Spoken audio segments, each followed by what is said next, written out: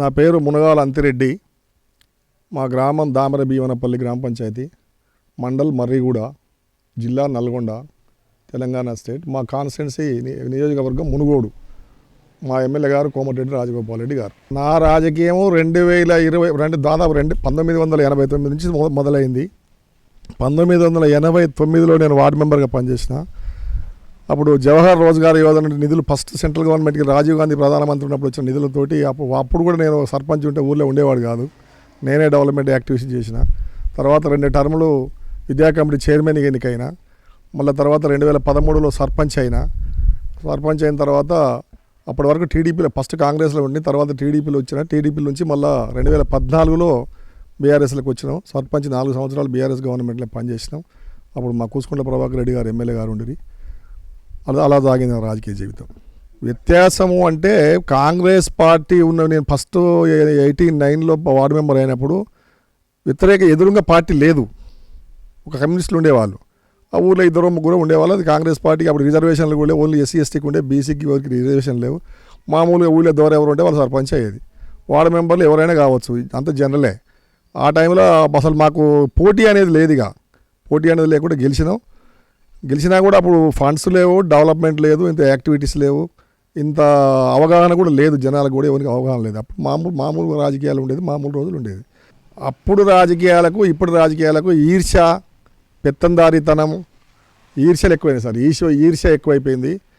ఇంకోటి ఈ సర్పంచ్ అనగానే సంపాదిస్తాడు అనేది జనాలలో అపోహ.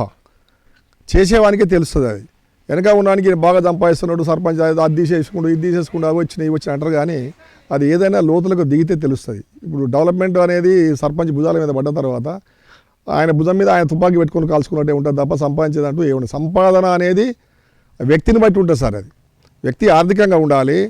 ఇవాళ రాజకీయాలు డబ్బులతో ముడిపడి ఉన్నాయి. సర్పంచ్ అనేవాడు, నేను వార్డు మెంబర్ గెలిచినప్పుడు నా అమౌంట్ సర్పంచ్ గెలిచిన 2000 రూపాయలు నేనే ఇచ్చిన. 2000 రూపాయలతో సర్పంచ్ అయ్యిండు. ఆ రోజులు పోయినాయి. ఇక సర్పంచ్ కావాలంటే 20 నుంచి 30 నుంచి 40 లక్షల రూపాయల వరకు పెట్టాలి. పెట్టిన తర్వాత డెవలప్మెంట్స్ యాక్టివిటీస్ కూడా ఆయన సొంతంగా నిర్ణయం తీసుకొని చేసే పరిస్థితి లేదు. ఒక వార్డు మెంబర్ ఉన్న వార్డు మెంబర్ బెదిరిస్తాడు, ఉప సర్పంచ్ బెదిరిస్తాడు, లోకల్లో ఉన్న లీడర్లు బెదిరిస్తారు, ఎగనెస్ట్ పార్టీ వాడు బెదిరిస్తాడు. అవన్నీ తట్టుకొని ఇలా గ్రామాలలో సర్పంచ్గా ఉండాలంటే అంత ఈజీ కాదు. అన్నీ ఆర్థికం హంగు ఆర్భాటం ఉన్నవాళ్ళు అయితే చేయగలుగుతారు. ఇలా బీసీ రిజర్వేషన్లు, బీసీలు ఉంటారు, ఎస్సీలు ఉంటారు, వాళ్ళకు కూడా తలకు మించిన భారమే. ఇప్పుడు కులాల ప్రాతిపాదికన మేము బీసీలు ఇంతమంది ఉన్నాం, బీసీలు కావాలంటే బీసీలు కావచ్చు ఆల్రెడీ. కానీ అయినోని కుటుంబం మొత్తం ఆరిపోవడం ఖాయం. ఈ డబ్బులు పెట్టి ఈ ఖర్చులు పెట్టి చేయాలంటే కూడా కష్టం. ఇప్పుడు డబ్బులతో కూడుకున్న రాజకీయం అయింది. రాజకీయం అంటే అంత ఈజీ కాకుండా అయిపోయింది. నేను విద్యా కమిటీ చైర్మన్గా ఉన్నప్పుడు ప్రైవేట్ స్కూళ్ళకి ఇంత ప్రాబల్యం లేదు. స్ట్రెంత్ బాగుండేది. అవసరమైతే టీచర్లను తీసుకొని డోర్ టు డోర్ తిరిగి అందరు విద్యార్థుల్ని మొత్తం ప్రభుత్వ పాఠశాలలు చేర్పించేది. వాటి వసతులు కూడా నా శాయశక్తుల అప్పుడున్న ప్రజెంట్ ఎమ్మెల్యేలు కానీ ఎంపీలు కానీ శాయశక్తుల వచ్చేదే ఫండ్స్ తెచ్చి పాఠశాల డెవలప్మెంట్ కూడా నా వంతు కృషి చేసిన. సొంతంగా నా చేతికెళ్ళి కూడా డబ్బులు ఇచ్చేవాడిని. విద్యా కమిటీ ఉన్న రోజులు ఇప్పుడు కనీసం ఒక 15 ఆగస్టు వస్తానో 26 జనవరి వస్తానో ఆటల పోటీలు పెడితే పిల్లలకు ప్రైజులు ఇచ్చేదానికి కూడా 1 NP విద్యా సంస్థలకు ఉండేది కాదు. అప్పటికి ప్రభుత్వాలు ఎవరున్నా ఇచ్చేవాళ్ళు కాదు. నేను నా సొంత డబ్బులతోటి పెట్టి ఆ యాక్టివిటీస్ చేయించేది. 2 టర్ములు ఉన్నా కూడా నా సొంత ఖర్చుతోటి పెట్టి చేసినాం. పాఠశాలకు కూడా మరుగుదొడ్లు లేకుండా కట్టిపించినాం, ప్రహరీ గోడ లేకుండా కట్టిపించినాం. అది వరకు ఖాళీగా ఉండే ప్లేసు, ప్రహరీ గోడ కానీ మరుగుదొడ్లు కానీ కట్టిపించినాం. నా శాయశక్తిలో పనిచేసినాం. చదువు వెలుగులో కూడా సొంతంగా నేను తిరిగిన సార్, డోర్ టు డోర్ నేను తిరిగిన టీచర్స్ని పెట్టుకొని కొంచెం ఉండే. నేను సర్పంచ్ అయిన తర్వాత కూడా వయోజనులు మొత్తం ఎట్లా చదువుకోవాలనే ప్రశ్న మాకు ఒక హనుమంతరావు అని స్పెషల్ ఆఫీసర్ ఉండే. ఫస్ట్ జనరల్ బాడీ మీటింగ్లో నన్ను అడిగారు.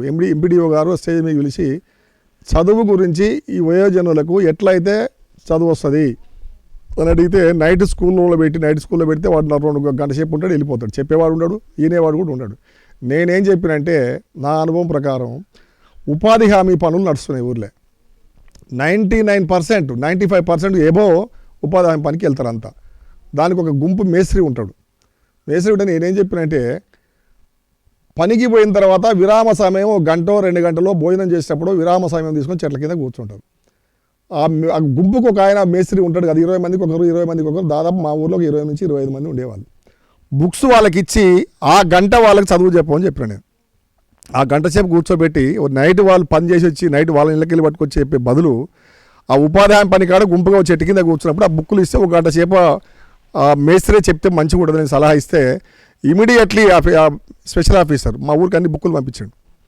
నేను ఉపాధి హామీ పని జరిగే దగ్గరికి పోయి నేను స్వయంగా పోయి బుక్కులు ఇచ్చి వచ్చినాను. కొంతమంది సంతకాలు పెట్టకపోతే ఉపాధి హామీ బిల్లులు ఇవ్వకూడదు, సంతకం పెట్టిన వ్యక్తికే ఉపాధి హామీ డబ్బులు వెయ్యాలి అని నిర్ధారణ పెడితే 10 రోజుల్లో మొత్తం సంతకాలు నేర్చుకొని సంతకాలు పెట్టారు. 100% సంతకాలు పెట్టి బిల్లులు తీసుకుని మా దగ్గర. నేను నా సర్పంచ్ ఉన్న హయాంలో అట్లా తిరిగి చేసినాం. మా గ్రామ పంచాయతీ నేను సర్పంచ్ అయ్యే నాటికి మా గ్రామ పంచాయతీలో చైర్లు కూడా లేవు, టేబుల్ కూడా లేవు, అమ్మేసుకోరు మొత్తం కంప్లీట్. బర్లదొడ్డి లెక్క ఉండేది.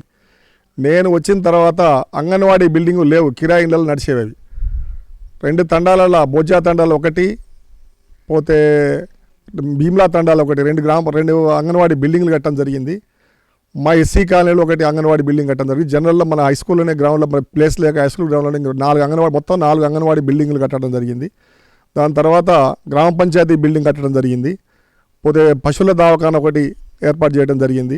మత్స్యకార బిల్డింగ్ ఒకటి మంజూరు చేయించి అది కట్టడం జరిగింది. శ్మశాన వాటిక కట్టడం జరిగింది. Mission Bhagiratha water door to door నల్లాలు ఇచ్చింది కూడా నా సర్పంచ్ హయాంలో. నేను సర్పంచ్ టెండర్ వేయకూడదన్నా కూడా పక్క మనిషితో టెండర్ వేయించి వ్యక్తిగతంగా ఆ పనులు నేను ఎమ్మడిని పర్యవేక్షించి నేనే ఒక ఏఈగా తయారై ఒక వర్కర్గా తయారై డోర్ టు డోర్ ఇవ్వడం జరిగి ఇలా ప్రతి ఇంటికి నీళ్ళు వస్తున్నాయంటే నా హయాంలో జరిగిన అభివృద్ధి. ఇంకొకటి రోడ్స్, సీసీ రోడ్స్. మా దగ్గర సీసీ రోడ్స్ నేను సర్పంచ్ అయ్యేసరికల్లా 10 మీటర్లు లేదు ఊర్లో. 10 మీటర్ల సీసీ రోడ్డు అంటూ కూడా లేదు. ఎక్కడ బజార్లు కూడా అక్కడ కబ్జాలు చేసి అధ్వాన్నంగా ఒక మట్టి దిబ్బలాగా ఉన్న ఊరును ప్రతి బజార్లో ఒక వెహికల్, పెద్ద వెహికల్, లారీ కానీ డీసీఎం కానీ ఏదైనా పోయేటట్టుని ఏర్పాటు చేసిన. దాదాపు ఒక 4 కోట్ల రూపాయలు 1 సంవత్సరం కాంగ్రెస్ గవర్నమెంట్ ఉంది, డెవలప్మెంట్స్ ఏం కాలేదు. తర్వాత మళ్ళీ బీఆర్ఎస్ గవర్నమెంట్ వచ్చిన తర్వాత బీఆర్ఎస్లో చేరిన తర్వాత 4 సంవత్సరాలలో సంవత్సరానికి 1 కోటి రూపాయలు ఎక్కడ 4 కోట్ల రూపాయల సీసీ రోడ్లు వేయడం జరిగింది. అది ఎక్కడి నుంచి ఎక్కడ ఎంత అనేది కూడా నాకు బయోడేటా ఉన్నది. ఖచ్చితంగా దాన్ని ఆ డెవలప్మెంట్ చూసే మళ్ళీ వచ్చిన వాళ్ళు ఇంతో అంతో ఆ సందులో బొందులు మిగిలిన కొంతవరకు వేసారు తప్ప డెవలప్మెంట్ గ్రామ పంచాయతీలు జరిగిందంటే నా హయాంలో జరిగింది. నాకు శాశ్వతంగా పేరు ఉంటుంది. అది నాకన్నా ముందు దాదాపు ఒక 10-15 మంది సర్పంచులు పోయారు. నా తర్వాత ఒక సర్పంచ్ వచ్చిండు. శిలాపలకాలు నాయి తప్ప ఊర్లో ఏ సర్పంచ్ లేవు. ఇలా ప్రతి బిల్డింగ్ కాడ నా శిలాపలక ఉంది, మిషన్ భగీరథ దగ్గర ట్యాంక్ దగ్గర నా శిలాపలక ఉంది, రోడ్ల కాడ నా శిలాపలక ఉంది. ఇక నేను కొన్నిటికి పెట్టకుండా వదిలేసాను, నాకు యాస్తకు వచ్చి ఇక చాలని, ఇంతవరకు చాలని. నా హయాములనే అభివృద్ధి అంటూ జరిగింది గ్రామ పంచాయతీలో. సరే, తర్వాత వచ్చిన వాళ్ళు కొంత చేశారు కానీ అంత మేర చేయలేదు. ప్రభుత్వ పాఠశాలలో మేము ఎంకరేజ్ చేసేది వాళ్ళకు, నేను సర్పంచ్ కూడా ఎంకరేజ్ చేసి విద్యార్థులను కూడా కొంచెం జాయిన్ చేయించేది. కొంచెం స్ట్రెంత్ బాగుండే. ఇప్పుడు రాను స్ట్రెంత్ పోయింది, ప్రైవేట్ స్కూల్లో ప్రభావం ఎక్కువైపోయింది. ఇక మా ఊరికి దాదాపు ఒక 5 బస్సులు వస్తాయి, స్కూల్ బస్సులు. ఇక్కడ చూస్తుంటే ఒక 5 సంవత్సరాల 6 సంవత్సరాల పిల్లల్ని చేతితో లేబట్టి బస్సులు పడేసి వెళ్ళిపోతారు. వాళ్ళ బాధ ఏంటంటే ఆ పక్కన ప్రైవేట్ స్కూల్లో చదివిస్తుండు, నేను గవర్నమెంట్ స్కూల్లో చదివిస్తే నేను చిన్నతనం అయిపోతున్న టైప్కి వచ్చారు. ఇంకోటి వ్యవసాయ పనులకు పోతారు. 6 గంటలకు స్కూల్ బస్సులు వేసి ఆ వ్యవసాయ పనులకు పోతే ఆ సాయంత్రం 6 గంటలకు వచ్చినాక బస్సు వచ్చి దింపుతుంది, ఇంటికి రారు మళ్ళీ. అదొకటి అయింది సార్. ప్రభుత్వ పాఠశాలల్లో మంచి ఎడ్యుకేటెడ్ పర్సన్స్ జీతాలు ఇచ్చి పెట్టిస్తే ప్రైవేట్ స్కూళ్ళల్లో 10th క్లాస్ ఫెయిల్ అయిన 10th క్లాస్ పాస్ అయిన పెట్టి చదివిస్తే ప్రైవేట్ స్కూళ్ళ వైపే మలుతురు తప్ప ప్రభుత్వ స్కూళ్ళకు రావట్లేదు. ప్రభుత్వ స్కూళ్ళలో స్ట్రెంత్ బాగా తగ్గిపోయింది. నేను సర్పంచ్ ఉన్నప్పటికీ ఇప్పటికి చాలా స్ట్రెంత్ తగ్గింది. అదొక విచారకరమైన విషయమే. దానికి సర్పంచులు కూడా ఎవరైనా చేయలేరు. సరే, ఏ సర్పంచ్ అయినా చేర్పించమని చెప్తాడు కానీ ఆ ఎంకరేజ్మెంట్ కూడా లేదు. చేసినా కూడా జనాలు వినేటట్లేరు. ఫస్ట్ మెయిన్ అంటే ప్రైవేట్ పాఠశాలల వైపే చూడటం జరుగుతుంది. కాబట్టి ఈ పాఠశాలల్లో స్ట్రెంత్ చాలా తగ్గిపోయింది. ఇప్పుడు 50 మంది లేని పరిస్థితి ఏర్పడ్డది. కరోనా టైంలో నేను సర్పంచ్గా లేను సార్, శ్రీనివాసరెడ్డి గారు సర్పంచ్ ఉన్నారు. సహాయం చేయటం అంటే నా చేతులంతా కనీసం కూరగాయలు పంపిణీ చేయటం, కరోనా టైంలో కూరగాయలు పంపిణీ చేయటం, ఎవరైనా కరోనా వచ్చిందంటే ఆ ఇంటికి పోయి వాళ్ళకి నిత్యావసర వస్తువులు అందించడం, ఆర్థికంగా అందించడం, నా ఛాయాశక్తులు నా చేత వరకు చేయడం జరిగింది. ఒకసారి చూసుకోవాలి సార్, 2014 కన్నా ముందు కాంగ్రెస్ గవర్నమెంట్ 10 సంవత్సరాలు పరిపాలించింది. నాకు రాజకీయ అనుభవం ఉండి నేను రాజకీయాలు తిరుగుతున్నప్పుడు వచ్చిన ఎమ్మెల్యేల రాజగోపాల్ రెడ్డి కానీ, వెంకటరెడ్డి కానీ, ఇంకే మంత్రి కానీ, ఇంకే మినిస్టర్ కానీ మాట్లాడినప్పుడల్లా మాల్ 2 మర్రిగూడ డబల్ రోడ్ అని చెప్పేవాళ్ళు. నేను స్వయంగా చూసిన, సింగిల్ రోడ్డు పోతే వెహికల్ పోతే దిగాలంటే బండి ఆపుకొని దిగే పరిస్థితి. ఇలా మాల్ నుంచి మర్రిగూడ కానీ, మండల్ టు మండల్ కానీ, మండల్ టు జిల్లా హెడ్ క్వార్టర్ కానీ బీటీ రోడ్లు ఎవరి హయాంలో అయినాయి. కాంగ్రెస్ గవర్నమెంట్ ఎన్ని సంవత్సరాలు పరిపాలించినా కూడా సింగిల్ రోడ్లు ఉన్నాయి తప్ప డబల్ రోడ్ అయిన దాఖలాలు లేవు. ఊర్లలో సీసీ రోడ్లు అయింది ఎప్పుడు? అదివరకు కాంగ్రెస్ గవర్నమెంట్ ఉన్నప్పుడు 2014 కన్నా ముందు ఎంతమంది సీసీ రోడ్లు మా గ్రామ పంచాయతీలు ఎన్ని సీసీ రోడ్లు వేశారు, ఎన్ని బిల్డింగ్లు కట్టారు? ఒకటేసారి ఉదాహరణ మా గ్రామాన్నే తీసుకుందాం. మా గ్రామాన్ని తీసుకుంటే నేను వెరిఫై చేపిస్తాను అంత మొత్తం. అంత ముందుకు ఏం చేశారు, ఏం బిల్డింగ్లు ఉన్నాయి, ఏం రోడ్లు ఉన్నాయి, ఇప్పుడేం రోడ్లు ఉన్నాయి. మరి అభివృద్ధి 2014 నుంచి మొన్నటి వరకు బీఆర్ఎస్ ప్రభుత్వ హయాంలో జరిగిందా? కాంగ్రెస్ వాళ్ళు డబ్బు దాపెట్టిపోతే తర్వాత తీసుకుని మేము వేసినాం వాటిని. ఎక్కడైంది? రోడ్స్ కానీ, బిల్డింగులు కానీ, డెవలప్మెంట్స్ కానీ అయింది. కాకపోతే రేషన్ కార్డ్స్ ఇవ్వలేదని ఒకటి, డబుల్ బెడ్రూమ్లు అనేది ఒకటి బీఆర్ఎస్ మీద మచ్చబడ్డది. డబ్బులు గ్రూప్ రాజకీయాలు. రాజగోపాల్ రెడ్డి వస్తుండగానే డబ్బులు ఇస్తాడని ఒక అలజడి అనేది జనాలలో వస్తుంది. ఇంకోటి గ్రూప్ రాజకీయాలు కూడా ఎక్కువైనాయి. బీఆర్ఎస్లో గ్రూప్ రాజకీయాలు ఎక్కువైనాయి. ఆయన కూడా తెలిసి కొంతమందిని ఎంటబెట్టుకొని ఎవరినైతే ప్రోత్సహించిండో వాళ్ళే మోసం చేసి ఇలా బయటకు కూడా వెళ్ళిపోవడం జరిగింది. నమ్మని వాళ్ళు ఎవరైతే ఉన్నారో వాళ్ళు ఇప్పుడు పార్టీని నమ్ముకొని ఉన్నాం, పార్టీ వదిలిపెట్టి పోలేదు. ఇంకోటి ఏదో ఆశపడి ఏదో కబ్జాలు పెట్టో ఏదో సంపాదించుకోనో కాంట్రాక్టులు చేసి అనే వాళ్ళకు పార్టీ మారనే ఆలోచన ఉంటుంది. అటువంటి వాళ్ళని కొంతమందిని ఆయన దగ్గర పెట్టుకొని చుట్టూ గ్రూపుని పెట్టుకుని నమ్మి వాళ్ళని పట్టుకొని కొంతమంది దూరం చేసుకున్నాడు. ఇలా వాళ్ళే మళ్ళీ వదిలిపెట్టిపోయినారు. మళ్ళీ ఎవరైతే ఆయన కాదనుకోవడం వాళ్ళే దిక్కు అయిపోయింది. గ్రూప్ రాజకీయాలు ప్లస్ డబ్బులు. ఇంకొకటి వ్యక్తిగతంగా చాలా మంచి మనిషి ఆయన, వ్యక్తిగతంగా చాలా మంచి ప్రభాకర్ రెడ్డి గారు. రాజకీయానికి వచ్చేసరికల్లా గ్రూపుల వల్ల ఓడిపోవడం జరిగింది. బీఆర్ఎస్ అనే దాంట్లో వచ్చిన రాజకీయ నాయకులు పూర్తిగా రాజకీయ అనుభవం ఉన్న నాయకులు కారు. ఒక వేవ్లో వచ్చిన వాళ్ళు. కొంతమంది ఒక 5 సంవత్సరాలు ఒక భయంగా ఉన్నారు, 5 సంవత్సరాలు సంపాదించుకునే పనిలో పడ్డారు. కేసీఆర్ గారు సరే నేను చెప్పేంత వ్యక్తిని కాదు, కానీ కొంతమంది ఎమ్మెల్యేలను మార్చాల్సి ఉండే. ఒక 4-5 మార్చించారు, గెలిచారు. ఇప్పుడు వాళ్ళు ఏం చేశారంటే ఇక వచ్చేటప్పుడు కూడా మనమే వస్తాము, మనకి ఎదురు లేదనే స్థాయిలో కొంచెం మితిమీది పనులు చేసినారు. 10 సంవత్సరాలు నడిచిన తర్వాత ఎంత మంచిగా చేసిన వరకు వ్యతిరేకత అనేది వస్తుంది. కాకపోతే ఇంట్లో రాజకీయ అనుభవం లేకుండా గాలిలో వచ్చిన వాళ్ళు కూడా కొంచెం మైనసే పార్టీకి. రాజకీయ అనుభవం ఉండి నిలదొక్కునే రాజకీయ నాయకులను పెట్టుకొని ఉంటే బాగుండేది. ఇచ్చిన ఎమ్మెల్యేలకి 2 సార్లు 3 సార్లు ఇచ్చేసరికల్లా ప్రజలలో ఎంత పని చేసినా కూడా రాజకీయంగా 2 సార్లు చేసినట్టే వ్యతిరేకత వస్తుంది. వ్యతిరేకత అనేది సహజం. కానీ ఆ కేసీఆర్ గారు మరి ఆయన దృష్టిలో ఏముందో ఆయన పట్టించుకోలేదు. అట్లయితే కొంచెం ఫలితం వచ్చి ఉండేదేమో మా అనుభవం. ఇక కేంద్ర బడ్జెట్ మీద అనాలిసిస్ చేసేంత ఆలోచన నాకు లేదు సార్. కేంద్ర బడ్జెట్ అంటే అది మొత్తం దేశానికి సంబంధించింది. ఇక ప్రతిపక్షాలు ఉన్న కాడ ఆయన ఫండ్స్ ఇయ్యడు. ఇప్పుడు చంద్రబాబు నాయుడు ఉన్నాడు, చంద్రబాబు నాయుడు ప్లస్ బీహార్ ముఖ్యమంత్రి కుమార్ లేకపోతే గవర్నమెంట్ లేదు, వాళ్ళకి ఇస్తాడు. ఇప్పుడు బీఆర్ఎస్ ఉన్నప్పుడు కూడా వాళ్ళు మనకు వచ్చే మనకు పద్ధతి ప్రకారం రావాల్సిన డబ్బులు ఇచ్చారు తప్ప అదనంగా ఏమి ఇవ్వలేదు. అవి కూడా రావాల్సిన మన కానించి పోయే పన్నులో మనకు వాటా ఎంత రావాలో అంత వాటా ఇవ్వలేదు. ఇప్పుడు కూడా అదే పరిస్థితి. అప్పుడు రేవంత్ రెడ్డి గారు కానీ ఇంకెవరు కానీ కాంగ్రెస్ నాయకులు కేసీఆర్ పోతలేడు, అడగట్లేదు, ఇస్తలేడు, అంత సఖ్యత ఉండలేడు అని పెట్టి ఇప్పుడు వీళ్ళు పోయినా ఇప్పుడు 20 సార్లు పోయొచ్చారు, ఏమి రాదు. ప్రతిపక్షాలు ఉన్న చక్కడ కేంద్ర గవర్నమెంట్ ఇవ్వదు. వాళ్ళు కూడా వాళ్ళకు రాజకీయ ఆలోచన ఉంటుంది. వాళ్ళకు ఎదురుగా ప్రతిపక్షం ఉన్న రాష్ట్రాలకు వాళ్ళు డబ్బులు ఇవ్వరు కూడా ఇవ్వరు. ఎన్నిసార్లు పోయినా ఇవ్వరు, ఇస్తామని చెప్తారు, ఇవ్వరు. ఇదివరకు బీఆర్ఎస్ ఉన్నప్పుడు ఏ మాదిరిగా అయితే వాళ్ళు అనగదొక్కి పెట్టారు, ఇప్పుడు అదే పరిస్థితి ఏర్పడుతుంది. 6 గ్యారెంటీలు అనేది ఉపయోగపడేవే. కాకపోతే ఆయన ఏం చేసినట్టే నేను గవర్నమెంట్లోకి వస్తున్నానా ఏదో అంట కదా వచ్చే చూద్దాం అన్నట్టు అన్నాడు, అనుకోకుండా వచ్చాడు. ఇప్పుడు అయ్యే పరిస్థితి లేదు. రాష్ట్ర బడ్జెట్ ఎవరు వచ్చినా, ఏ ముఖ్యమంత్రి వచ్చినా, రేవంత్ రెడ్డి వచ్చినా, కేసీఆర్ వచ్చినా, ఇంకే రెడ్డి వచ్చినా కూడా వచ్చే ఆదాయాన్ని బట్టే డెవలప్మెంట్ చేయాల్సి ఉంటుంది. ఆయన కొత్తగా సృష్టించి మాంకాలంటే అభివృద్ధి నిధులు రావు. ఆ నిధులు లేవని కూడా తెలుసు. రాజకీయ లబ్ధి కోసం మాట్లాడింది తప్ప ఒకసారి అధికారంలోకి వచ్చిన తర్వాత ఏది చేసినా ఏది చేయకుండా 5 సంవత్సరాలు అయితే ఎవరు దించలేరు. కానీ ఆయన చేసిన వాగ్దానాలు రాష్ట్ర బడ్జెట్కు ఆయన చేసిన వాగ్దానాలకు సరిపోయే బడ్జెట్ దొరకదు, కావు. విద్య, వైద్యం అనేది కొంతవరకు బీఆర్ఎస్ గవర్నమెంట్లో డెవలప్ అయింది సార్. అది సరే పూర్తిగా అయిందని అనట్లేదు.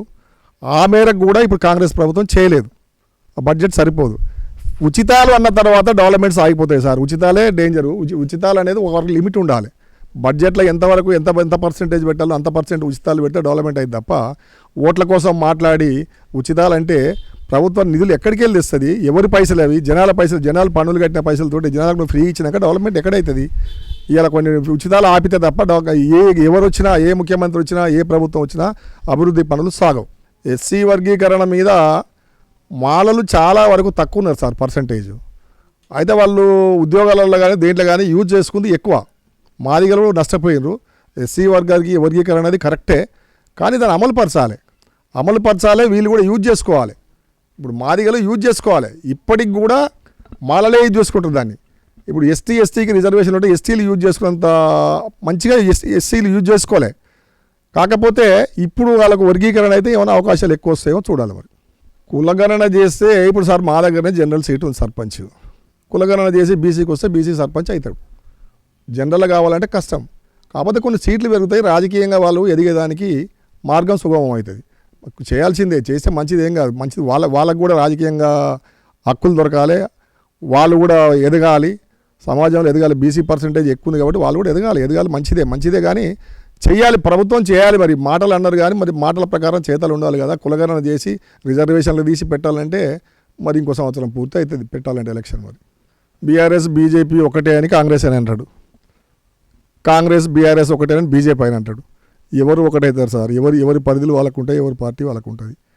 కొన్ని పార్టీలకు ఇప్పుడు కాంగ్రెస్ పార్టీకి కూడా 125 సంవత్సరాల చరిత్ర కానీ కాంగ్రెస్ పార్టీ కూడా కొంతమంది ఎమ్మెల్యేలు గెలిచి తీసుకుంటే అట్టడుకు పోయింది. ఇదే రాజగోపాల్ రెడ్డి జాకీలు పెట్టి లేపినా కాంగ్రెస్ గెలవదు, కాంగ్రెస్ పని అయిపోయింది, బీజేపీ మొనగాడు, బీజేపీ గెలిచని మాట్లాడిండు. ఏమైంది? మళ్ళీ కాంగ్రెస్ గవర్నమెంట్ అధికారంలోకి వచ్చింది, మళ్ళీ ఆయన కాంగ్రెస్ గారు ఒకటి అవడం జరిగింది. ఒక పార్టీ విలీనం అవుతుంది, ఒక పార్టీ పతనం అయిపోతుంది అనేది ప్రజాస్వామ్యంలో జరగని పని. అది ఏ పార్టీ అయినా ఒకసారి ఒడిదుడుకులు ఉంటాయి, వస్తుంటాయి, పోతుంటాయి. 10 సంవత్సరాలు కాంగ్రెస్ గెలిచింది, 10 సంవత్సరాలు టీడీపీ చేసింది, 10 సంవత్సరాలు బీఆర్ఎస్ చేసింది, ఇప్పుడు 5 సంవత్సరాలు కాంగ్రెస్ చేస్తుంది. మంచిగా చేసి మళ్ళీసారి రావచ్చు, కాకపోతే మళ్ళీసారి ఇంకోటి రావచ్చు. ఒక పార్టీ పతనం అయిపోయింది అనేది తప్పు ప్రజాస్వామ్యంలో. బండి సంజయ్ ఏమన్నాడు సార్?